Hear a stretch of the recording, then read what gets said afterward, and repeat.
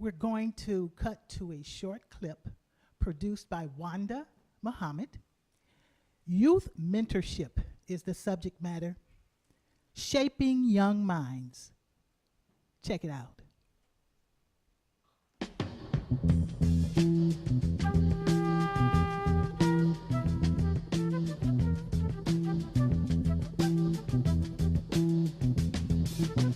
You will not be able to stay home, brother. You will not be able to plug in, turn on, and cop out. You will not be able to lose yourself on Skag and skip out for beer during commercials because the revolution will not be televised. The revolution will not be televised. The revolution will not be brought to you by Xerox in 4 parts without commercial interruptions. The revolution will not show you pictures of Nixon blowing a bugle and leading a charge by John Mitchell, General Abrams, and Spyro Agnew to eat hog maws confiscated from a Harlem sanctuary. The revolution will not be televised. The revolution will not be brought to you by the Schaefer Award Theater and will not star Natalie Woods and Steve McQueen or Bullwinkle and Julia. The revolution will not give your mouth sex appeal. The revolution will not get rid of the nubs. The revolution will not make you look 5 pounds thinner because the revolution will not be televised, brother.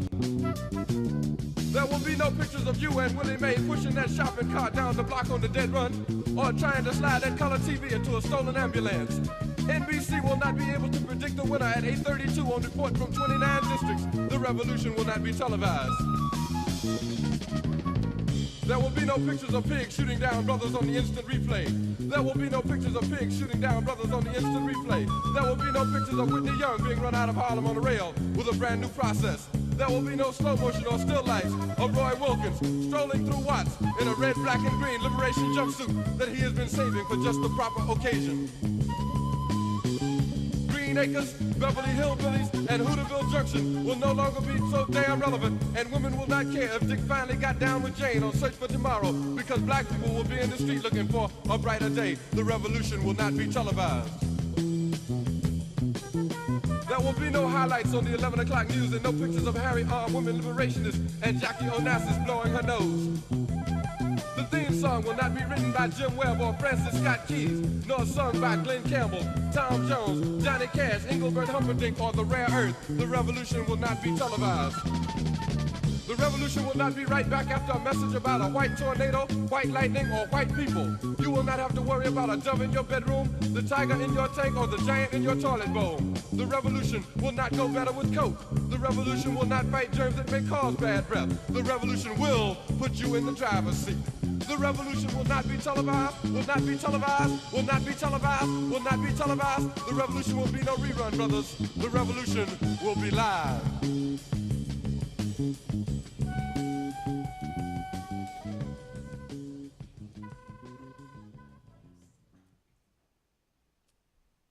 And welcome to the Can TV Studios, the brand new Can TV Studio. Let's see. Grady Davis had the first show since they relocated here, 1309 South on Green. You should come on down and check it out. It's a community party, folks, I tell you. What we're going to do today is have an anniversary show of sorts to follow the one that Grady started.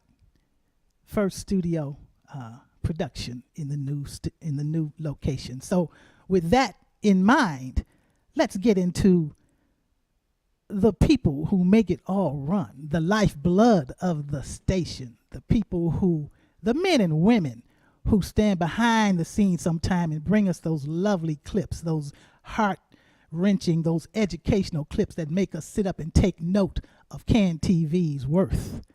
What we have on the stage today is some of the producers. Now what I'm going to do is leave the microphone open for all of these talented people, these dedicated people with creativity on their minds every time they step into this location. Why don't we start with this lovely lady off to the far right here. I believe your name is Stephanie?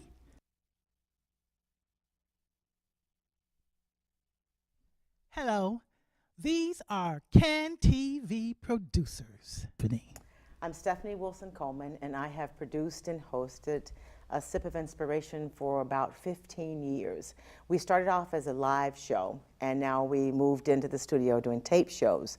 Our focus is inspiration. I'm a firm believer that you can't change the world until you change yourself. And I specialize in what I call high-yield, low-cost techniques. All right. Thank you, Stephanie. Would you like to add something to that, young man to my right? Yeah, absolutely. First, I'd like to tell everybody, Assalamu alaikum. Which means peace and blessings be upon you. And, what I produced the Underground Railroad television show, and this has been a tremendous opportunity to be able to host a television show like these illustrious people up here. And we come on every Saturday night at 10:30 p.m. on Channel 19, and we talk about the New World Order, Donald Trump, Islam, conspiracies, the Tuskegee experiment, and Manhattan experiment, and crack being put in the neighborhood of poor and disenfranchised peoples in L.A., and these are the type of subject matters that we tackle on Underground Railroad television show, and we just keep it real. And that's what we're trying to do today, keep it real. In the spirit of Grady Davis, just letting people know what's happening in Chicagoland. Yeah. So once again, my name is Marilyn Ammons. I'm hosting for Grady Davis today. He gives me the opportunity to sit up here and rub elbows with these talented people and learn something. That's what it's all about. How about you? To my left here, young man. Tell us who you are, what show you're producing, and what it is that you want Chicagoland to get out of your experience here at CAN TV. Well, I'm Stephen Patterson. I produce Stephen Patterson Presents, which is a video magazine show, mainly about education in an entertainment type of way. We do a variety of different things, mainly short series on different things, such as we have like lawyer shows where you have a coffee table discussion with like 4 attorneys that talks about legal issues if they was just talking to each other around a table and bringing you into that conversation.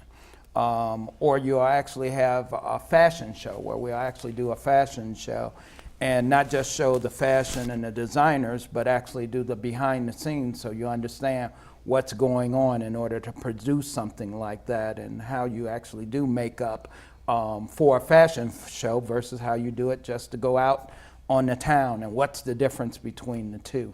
Fantastic. Those sort of things. Fantastic. We're going to move it on down the road here. I appreciate all of that. We're going to come back to that and ask how you got started in this business. Okay?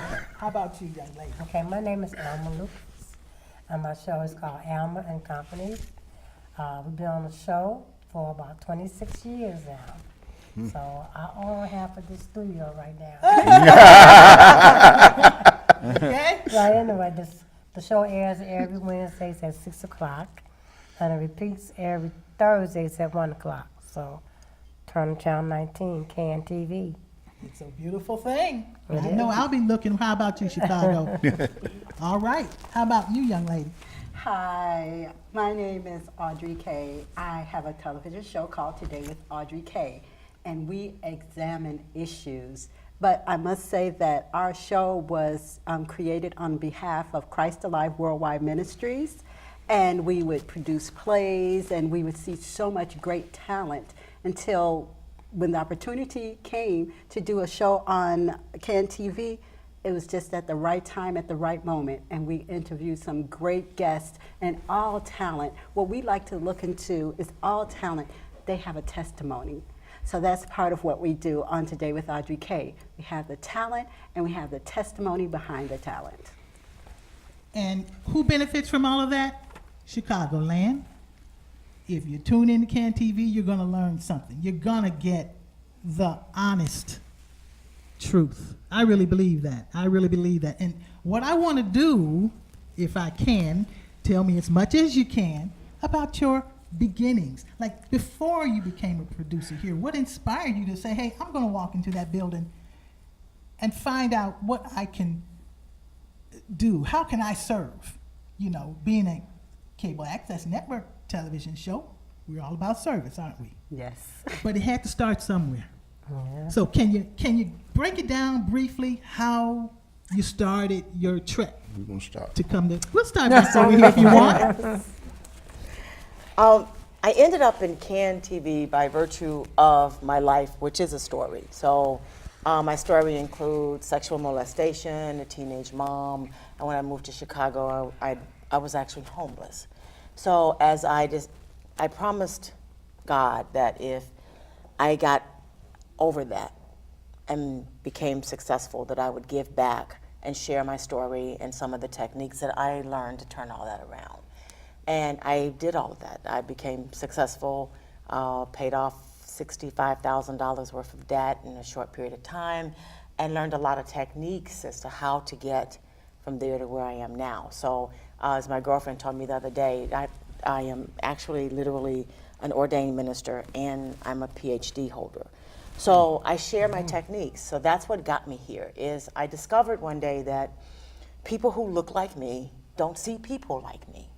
They don't see people who have overcome severe challenges. So that was part of my service, is say, hey, you can make it through this, because if I could make it through it, who've done everything she was told not to do with everybody what she was told not to do it with, and still make it through, that you can do it. And I'll show you how I did it. What a testimony.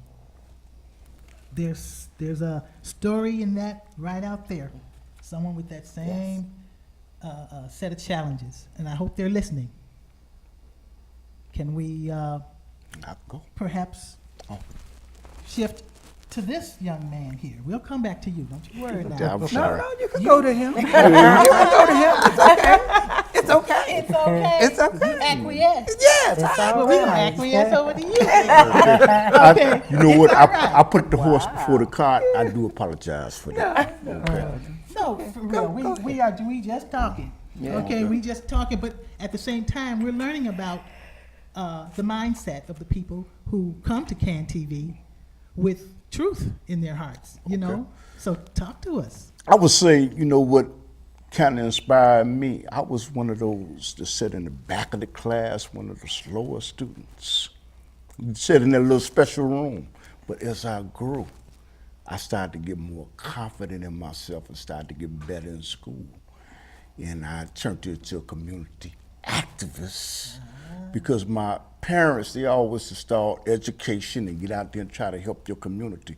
But I wasn't one of your fastest learners. But I learned that different people had different methods of learning. Some people learn better by touching, by doing, and reading. But you know what? But it inspired me to be more concerned about the individual that was in the back of the room, not the front of the room, because I used to be the individual that used to sit in the back of the room. So it's about perspective now. With a low self-esteem. Okay. But Okay. now can't nobody knock me off my square. All right. Understood. Understood. So therefore, it motivated me to become a community activist and go to school, get a degree in culinary arts, but helping people, I realized that if I could utilize the television waves to disseminate the information to the people, it would be better than just talking to somebody on the corner to try to motivate them to do the right thing. And the Million Man March, led by the Nation of Islam and Minister Farrakhan, that I'm not affiliated with, had a lot to do with it. I said, look at how many lives this brother is touching just by utilizing the television waves. And then Dr. Malik and Brother Boys, I was looking at them on television. They used to have a television show here. But I would say sitting in the back of the class and all the pundits that told me that I couldn't do it, I wasn't smart. Thank you. Y'all helped me. All right. All right. Y'all helped me All right. to make me dig within my own self and realize that I am a great person. Turned a negative to a positive, didn't you? So, you All know, right so then. if you got lemonade, sour water, you know what, you add a little sugar to turn the lemon water into lemonade. So All good. There's the message. I hope you're listening out there in Chicagoland. Thank you so much for that. All right, you're welcome, man. You just open up that door, you know, and just let us just peek inside of who you are there. We appreciate it. But it been years ago. I would have been ashamed to say that, but now I'm not. But when you know who you are, that doesn't define who you are. Yes, what that's somebody else think about. It's about what you think about yourself. There it is. There's the message right there. You take that home with you and sleep on it. You're going to wake up with a different attitude. Yes, ma'am. Appreciate it. Now, how about you? I guess. Well, they told my story, actually. Did they? Well, kind of in a sense. Couple of extra little angles. In a sense, you see, because I started off in the ministry, and I was a youth pastor of a large church, over 2,000 members. My youth group was over 200. That's larger than most churches. So, we was one of the people that was one of the resources for Channel 2's Different Drummer Show, which was a youth summit show. But then that show, they canceled that show, and our youth was like, wow, we like being on TV, blah, blah, blah. And I said, oh, it's not a problem. We can do our own show. And that's what we did, as long as the youth would run the show. As long as they would be the hosts, they would be behind the cameras, they would tell me who to get, because it was all about empowering them, and that's what happened. So you've been a producer from way back. But what wound up happening was What? when that generation graduated from high school, the next generation said, yeah, we want to do it, but we just want to sit in the seat. They wanted me to do all of the work. And I said, oh, that's not going to happen. Wrong person. Teamwork. Right, Okay. so I stopped doing the Quest for Glory show, and then people was like asking me to do shows for them, and that's how I wind up doing a video magazine show. Paid your dues. You paid your dues. Yep. So And now you're here at Can TV putting it out Yep. on the airwaves. Yep. Over 20 years. I was back here when she was here. It's a wonderful thing. It's a wonderful thing. Longevity is longevity. Yep. That's experience that is valuable. Yes. I hope the listening and viewing audience will appreciate that these producers are they're pouring out their lives for you out here in their technical prowess and their skills, and it matters because someone has to run those cameras, somebody has to handle that board, somebody has to do the technical part, and we sit here on the stage and say thank you.